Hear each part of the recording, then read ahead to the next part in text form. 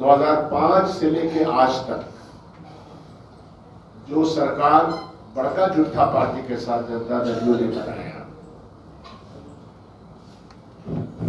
उस सरकार ने भी कुछ परंपरा स्थापित किया है और वो परंपरा है एस्टीमेट घोटाले। जैसे कि कोई सरकारी सामान खरीदना है तो कहां से खरीदा जाएगा, उसका रेट बाजार के रेट से 5 गुना ज्यादा होगा। किसी बिल्डिंग का, रोड का, सड़क का, पुल का, पुलिया का निर्माण कार्यक्रम में भी एस्टीमेट बनाया जाएगा। प्रपोजल पहले लाया जाएगा, एस्टीमेट बनेगा, फिर एस्टीमेट जो बाजार का भाव होता है, फर्ज कीजिए कि कोई एक मकान बन रहा है, उसका 2000 रुपया स्क्वायर फीट लगता है, तो बिहार सरकार सीधे 8-9 हजार स्क्वायर फीट कर देगी और वो बढ़िया से पास होते होते पास हो जाएगा इसकी, जबकि उतना पैसा लगना नहीं है, कम पैसे में वो चीजें हो सकती है। तो ये मशहूर है हमारे यहाँ, ये भी एक परंपरा है, हमारे यहाँ की परंपरा है ना भाई, हम सहिष्णुता है हमारे यहाँ, हमारा इतिहास है, गौरवपूर्ण इतिहास है हमारा। एक ये भी इतिहास बनता चला गया, 20-25 साल का इतिहास, कुछ छोटा इतिहास नहीं। हाल के दिनों में यह इतिहास रचा गया पुल निर्माण के संबंध। अभी 23 जून 2025 को ये जो कच्ची दरगाह बिद्दुपुर 6 लेन पुल ये बना, बहुत लंबा पुल है, इसकी जो स्वीकृति थी जब हम महागठबंधन में शामिल थे 2015 में, इसकी स्वीकृति के वक्त एस्टिमेशन था 3,115 करोड़। सरकार बदल गई और बदलने के बाद इसमें कई आयाम आए, आमूलचूल परिवर्तन, चाहे आवंटन किसको देना है, मटेरियल क्या लगना है, लगाना है, कई जांच पड़ताल होते होते अल्टीमेटली ये बना 3,115 करोड़ का पुल 4,988 करोड़ में बना। 2015 से लेके ये जो एस्केलेशन है, ये किसका पैसा है?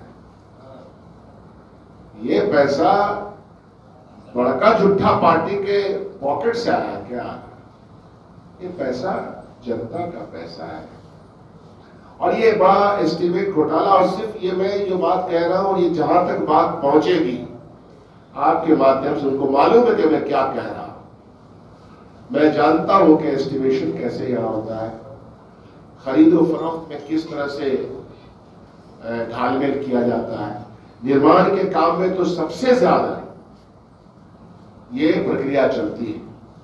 कई बार ऐसा हुआ है कि जो संवेदक है उसके द्वारा बनाया हुआ पुल या उसके द्वारा बनाई हुई सड़कें या उसके द्वारा बनाए हुए मकान, इन सब में अगर उसने खराब मटेरियल दिया, जांच के लिए अगर जनप्रतिनिधि ने लिखा तो जांच भी नहीं होती है, बल्कि पीसी का चार्ज बढ़ जाता है।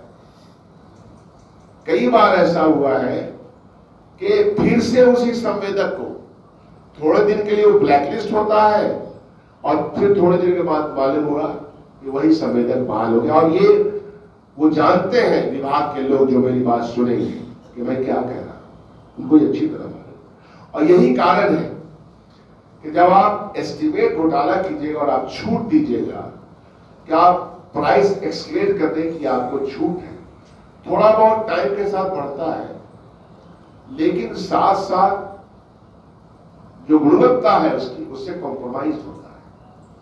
गुणवत्ता से अगर जब कॉम्प्रोमाइज होगा तो सरकारी बिल्डिंग 5 साल में दरक जाती है, सरकार के द्वारा बनाया हुआ पुल, पुलिया, सड़क सबकी हालत खराब हो जाती है। और फिर हम एक मुरम्मती की योजना निकालते हैं संवेदक को पहले देते हैं 5 साल के लिए या 7 साल के लिए मेंटेनेंस चार्ज। अब फिर मेंटेनेंस चार्ज किसको जब मेंटेनेंस देना है उसने जिसने बनाया है, फिर मेंटेनेंस में तो वो काम होता नहीं है, लेकिन दोबारा जो मरम्मती का काम शुरू होता है फिर उसी ठेकेदार को दे दिया जाता है कि तो मरम्मती भी करो। ऐसे सैकड़ों मिसालें मैं दे सकता हूँ। मैं खुद विधायक हूं तो मुझे मालूम है कि क्या होता है। संवेदक लोग अपना काम समय पर नहीं करेंगे, उसमें कोई दबाव नहीं होता है। और इसी कारण से आप पुलों के बारे में देखिएगा कि किस तरह से कितनी 17 दिन में 12 पुल गिरे 2024 में। 17 दिन में 12 पुल गिर गए इसी बिहार में, और एस्टीमेट घोटाला ये चल रहा है। और बड़े बड़े पुल गिरे, छोटे की तो बात छोड़ दीजिए। उसके बाद सर देखिए कि नाम है हमारे पास 2022 और 2023 में भी गिरे थे पुल। बिहार में पुल गिरने का यह सिलसिला नया नहीं है, 2022 और 23 में भी हुआ। तो मिला जुला के 2024 में जल प्रकोप या भ्रष्टाचार का प्रकोप में कुछ और पुल दहे हैं। 10 जुलाई को, 15 जुलाई को, 16 जुलाई को 2024 में, 27 जून को, 28 जून। तो इससे साबित क्या होता है? इससे साबित यह होता है कि जो सरकार चला रहा है, या तो उसको सरकार चलाने का लूर ढंग है नहीं, या फिर भ्रष्टाचार के तो ऐसे ही थोड़े। भारतीय जनता पार्टी का जो दफ्तर पूरे हिंदुस्तान में बन गया, तो ये पैसा कहां से आया? इन्हीं सब वजह से पैसा आया। बड़े बड़े दफ्तर बन गए सैकड़ों की तादाद में। बिहार के 38 जिले में 3 करोड़ 4 करोड़ का दफ्तर कहां से बन गया? इन्हीं पैसों के माध्यम से बड़का झूठा पार्टी।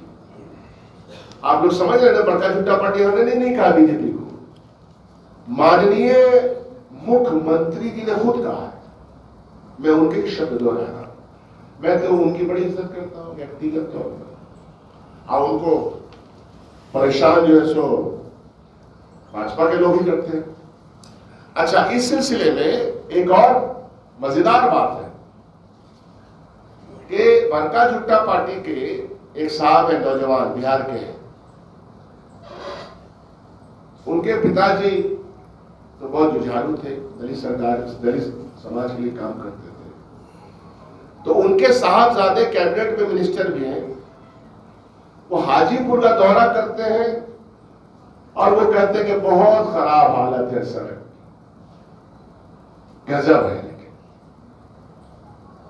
वो घूम रहे हैं और प्रधानमंत्री के खासम खास जो बोलते हैं, उनको ये पता नहीं है कि दलितों को प्रताड़ित करने का पूरा प्रोग्राम बड़का झूठा पार्टी के इतिहास में नहीं था। दलितों को परेशान करने का, दलितों के आरक्षण छीनने का, सरकारी व्यवस्था को प्राइवेट व्यवस्था में बदलने का पूरा प्लान बड़का झूठा पार्टी के पास है, जिसके सपोर्ट में ये सपुत्र खड़े हैं जो अपने आप को दलित नेता कहते हैं।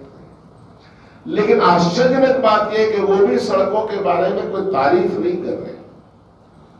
तो उनसे मैं कहता हूं कि सीधा साधा बोलिए कि यहां सड़क के आवंटन के सिलसिले में, गुणवत्ता के सिलसिले में पूरा एस्टीमेट घोटाला है, उसको ये मान ले। और उन्होंने खुद ये बयान दिया है, चिराग जी ने खुद ये बयान दिया है।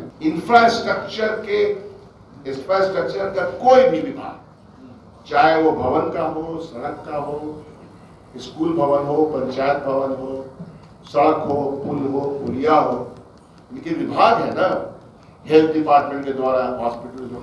मैं तो आप लोगों से कहता हूं कि आप लोग कृपा करके किसी एक जगह चले जाएं और इनका डिटेल प्रोजेक्ट रिपोर्ट खुद मंगवा लें, उसकी स्टडी कर लें। थोड़ी मेहनत लगेगी, 2 दिन जिस स्थान पे जिसका आपने डिटेल प्रोजेक्ट रिपोर्ट लिया है वहां जाकर के देखिए। मैंने तो अपने इलाके में एक इंजीनियर को खामोशी से भेजा कि देखो कि पुल निर्माण में जो सरिया लग रहा है उसकी क्या सिचुएशन है। पकड़ेंगे, सस्पेंड कर रहे हैं, जांच बैठा दिया। तो ये थोड़ा आप लोग भी कीजिए, यही फैक्ट है। इन्हीं सब चीजों से माल कमा रहे हैं लोग, कभी देखते नहीं है कितना मजा आए।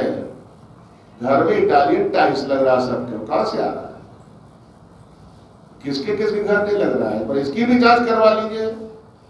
हमने कहा, बोलिए कि शकील अहमद खान ने, कांग्रेस पार्टी ने कहा है कि जितना आवंटन आपको, जैसे हमको कोई मकान मिलेगा तो एक आवंटन होता है, तो आवंटन में आपके घर में इटालियन टाइल्स कहां से लगा भाई?